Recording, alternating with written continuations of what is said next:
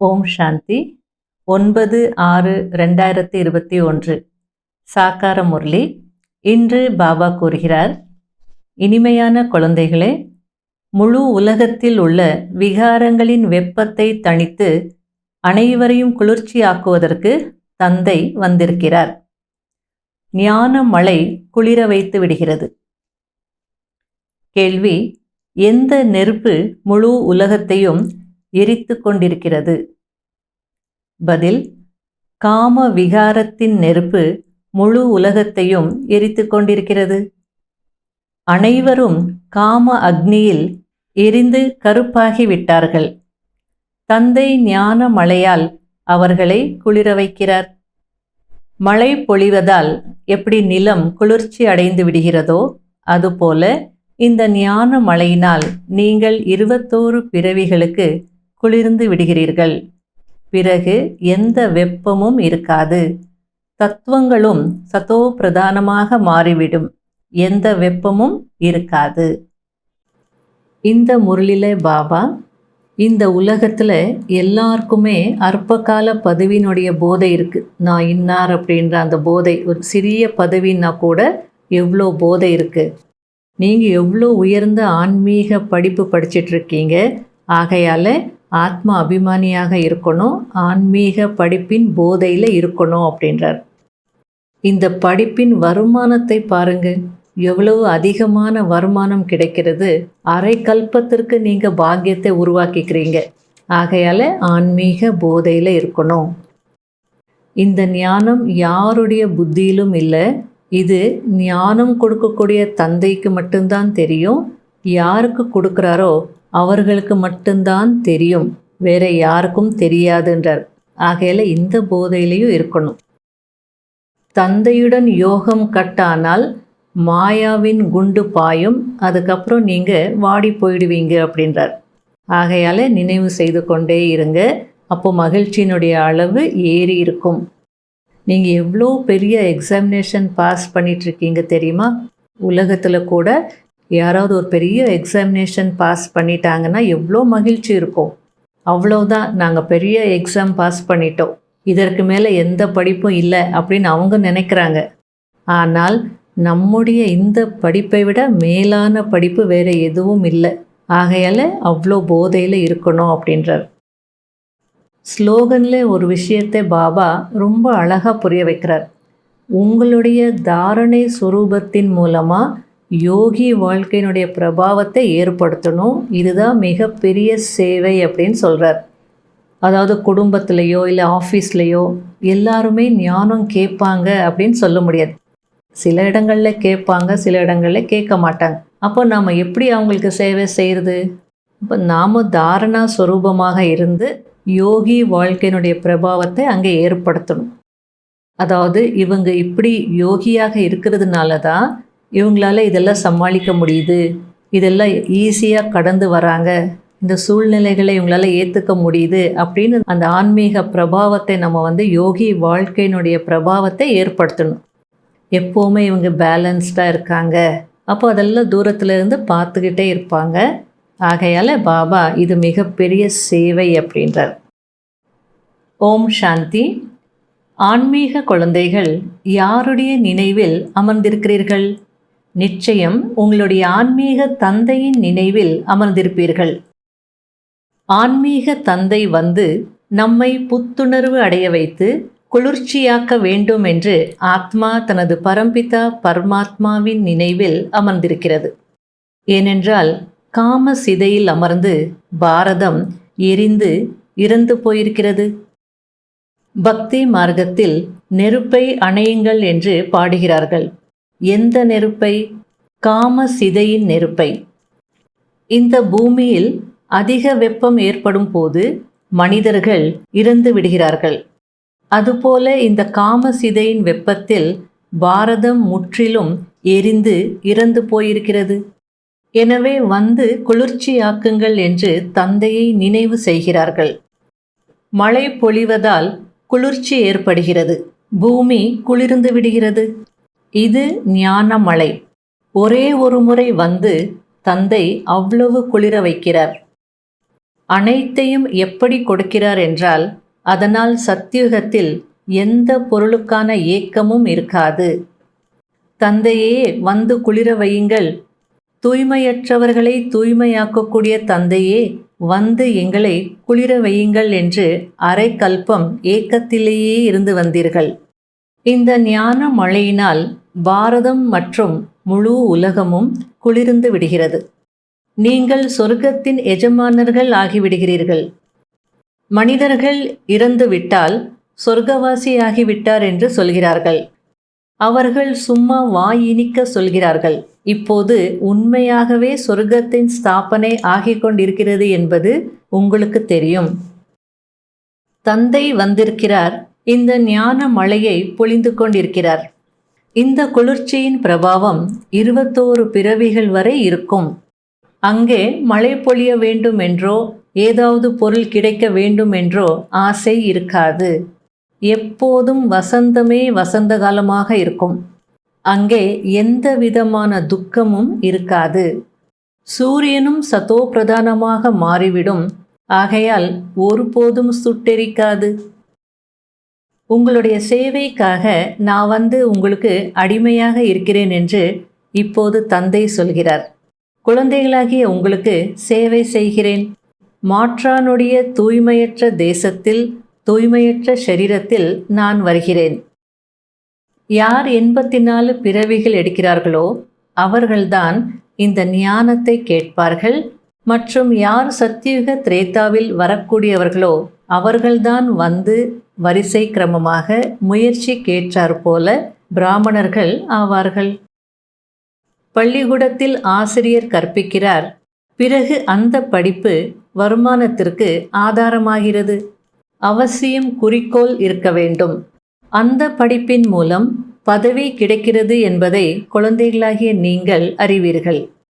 நான் உங்களுக்கு பாடம் கற்பித்து தூய்மையாக மாற்றுகிறேன் என்று தந்தை சொல்கிறார். இந்த படிப்பின் வருமானத்தை பாருங்கள், எவ்வளவு அதிகமாக இருக்கிறது.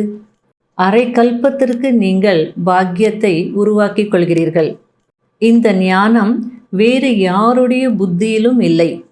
இது ஞானம் கொடுக்கும் தந்தைக்கு தான் தெரியும்.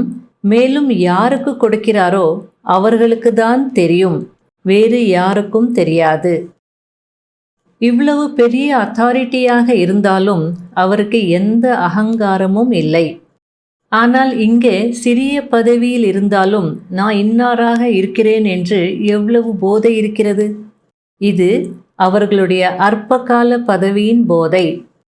இப்போது உங்களுக்கு இந்த ஆன்மீக படிப்பின் போதை இருக்கிறது. ஆத்ம அபிமானி ஆக வேண்டும். அப்போதுதான் தந்தையை நினைவு செய்ய முடியும் என்பது இப்போது உங்களுக்கு தெரியும். தந்தையுடன் யோகம் துண்டிக்கப்பட்டால் மாயாவின் குண்டு பாய்கிறது. நீங்கள் வாடி போய்விடுகிறீர்கள். நினைவு செய்து கொண்டே இருந்தால் மகிழ்ச்சியின் அளவு ஏறி இருக்கும். யாராவது பெரிய தேர்வில் தேர்ச்சி பெற்றால் மகிழ்ச்சி ஏற்படுகிறது. இதற்கு மேலே எந்த படிப்பும் இல்லை, அவ்வளவுதான் என்று நினைக்கிறார்கள். ஆனால் நம்முடைய இந்த படிப்பை விட மேலானது வேறு எந்த படிப்பும் இல்லை என்பது உங்களுக்கு தெரியும்.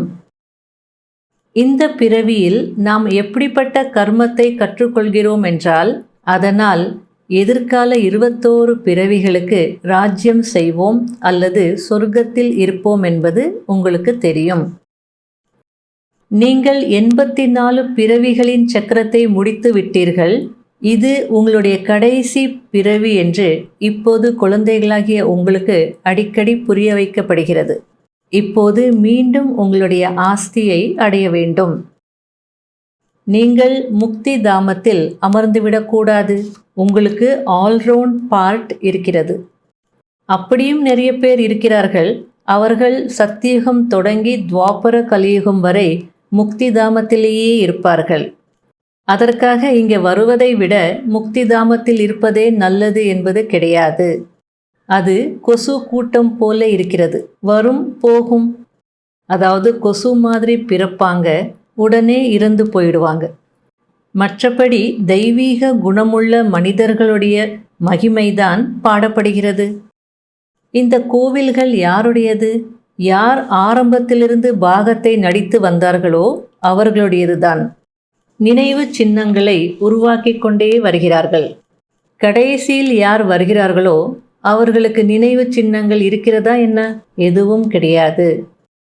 உங்களுக்கு எவ்வளவு பெரிய பெரிய வெயிட்டான நினைவு சின்னங்கள் இருக்கிறது. வைஷ்ணவா தேவி டெம்பிள் எடுத்துக்கோங்க, திருப்பதி டெம்பிள், இல்லை சபரிமலை டெம்பிள், எல்லாம் வெயிட்டான ஒரு நினைவு சின்னங்கள் இல்லையா? அனைவரையும் விட அதிக பாகத்தை நீங்கள் நடிக்கிறீர்கள். வீட்டை பற்றி யாருக்கும் தெரியாது. ஆத்மா பிரம்மத்தில் கலந்து விடும் என்று அவர்கள் சொல்கிறார்கள். அப்படி கலந்து விட்டால் அது வீடாக இருக்க முடியாது. வீட்டில் தங்கி இருப்பார்கள். அது இன்கார்போரியல் வேர்ல்ட், அதாவது நிராகார உலகம் என்று சொல்லப்படுகிறது. நிராகார ஆத்மாக்களாகிய நாம் நிராகார உலகத்தில் புள்ளியை போல வசிக்கிறோம். அங்கும் நிராகார மரம் இருக்கிறது. இப்படி இந்த நாடகம் உருவாக்கப்பட்டிருக்கிறது. விதை மற்றும் மரத்தை அறிய வேண்டும். இதன் பெயரே வெரைட்டி தர்மங்களின் மரம். இது மனித உலக மரம். இதன் விதையாக தந்தை இருக்கிறார். எத்தனை விதமான மனிதர்கள் இருக்கிறார்கள். ஒவ்வொரு தர்மத்தை சார்ந்தவர்களின் முகத் தோற்றம் வெவ்வேறாக இருக்கிறது. இங்கேயும் ஒருவரின் முகம் போல இன்னொருவரின் முகம் இருப்பதில்லை. இப்படி நாடகம் உருவாக்கப்பட்டிருக்கிறது. இப்போது தந்தை உங்களுடைய பையை அழியாத ஞான ரத்னங்களினால் நிரப்புகிறார். குழந்தைகளே, நான் உங்களுக்காக வைகுண்டத்தை பரிசாக கொண்டு வந்திருக்கிறேன் என்று சொல்லக்கூடிய இப்படிப்பட்ட தந்தையை எப்போதாவது பார்த்திருக்கிறீர்களா? நீங்கள் சொர்க்கவாசிகளாக இருந்தீர்கள். இப்போது தூய்மையற்ற நரகவாசிகள் ஆகியிருக்கிறீர்கள். சத்தியுகத்தில் இருப்பவர்கள் சம்பூர்ண விகாரமற்றவர்கள். இந்த நேரத்தில் சம்பூர்ண விகாரிகளாக மாறியிருக்கிறார்கள். நீங்களும் சம்பூர்ண விகாரமற்றவர்களாக இருந்தீர்கள். இப்போது சம்பூர்ண விகாரிகளாக மாறிவிட்டீர்கள். பிறகு தந்தையை நினைவு செய்வதின் மூலம் சம்பூர்ண விகாரமற்ற தேவதா பதவி அடைய வேண்டும். மாதேஸ்வரி அவர்களின் வாழ்க்கையின் முக்கிய தாரணைகள். 9வது பாயிண்ட், மம்மாவின் மனம் முற்றிலும் சுத்தமாக இருந்தது. ஒவ்வொரு குழந்தையினுடைய விஷயங்களை மனசுக்குள்ளே எப்படி அடக்கி கொள்வாங்கன்னா, இந்த மாதிரி ஒரு விஷயம் நடக்கவே இல்லைன்னு இருப்பாங்களாம். ஒவ்வொருத்தருடைய அந்த குறைகளையும் பலகீனங்களையும் தனக்குள்ளே அடக்கி கொண்டு அன்பின் சக்தினால அவங்கள மாற்றிடுவாங்களாம். யாருடைய அவகுணத்தையும் மனசில் வச்சுக்கவே இல்லையா? ஆகையால் இந்த விஷயத்தில் நாம் கூட மம்மாவுக்கு சமமாக மாறணும். கடைபிடிக்க வேண்டிய முக்கியமான சாராம்சம். முதல் பாயிண்ட், ஆன்மீக படிப்பின் போதையில் இருக்க வேண்டும். தந்தைக்கு சமமாக அகங்காரமற்றவர் ஆக வேண்டும். பதவி போன்றவற்றின் அகங்காரம் இருக்கக்கூடாது. 2வது பாயிண்ட், தன்னுடைய பையை ஞான ரத்னங்களினால் நிரப்பிக்கொள்ள வேண்டும். முழுமையாக விகாரமற்றவர்களாகி தேவதா பதவி அடைய வேண்டும். ஒருபோதும் வாடி போகக்கூடாது. வரதானம், அனைத்து ஆத்மாக்களுடைய தூய்மையற்ற எண்ணங்கள் மற்றும் உள்ளுணர்வை எரித்து சாம்பலாக்கக்கூடிய மாஸ்டர் ஞான சூரியன் ஆகுங்கள்.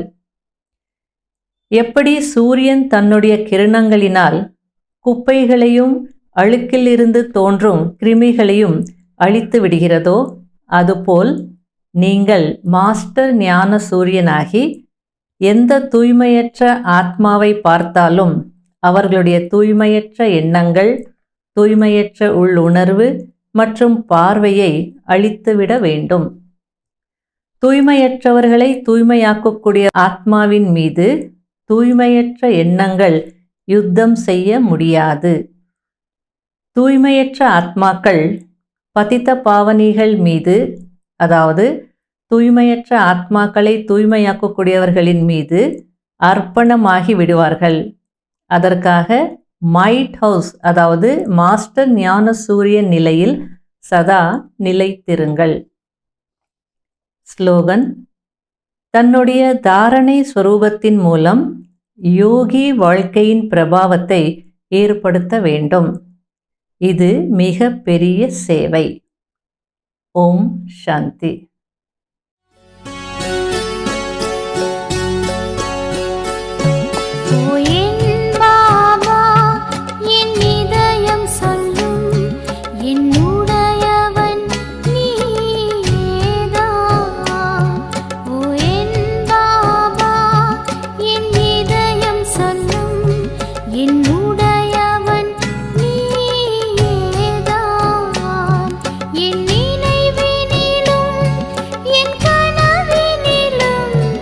எப்போ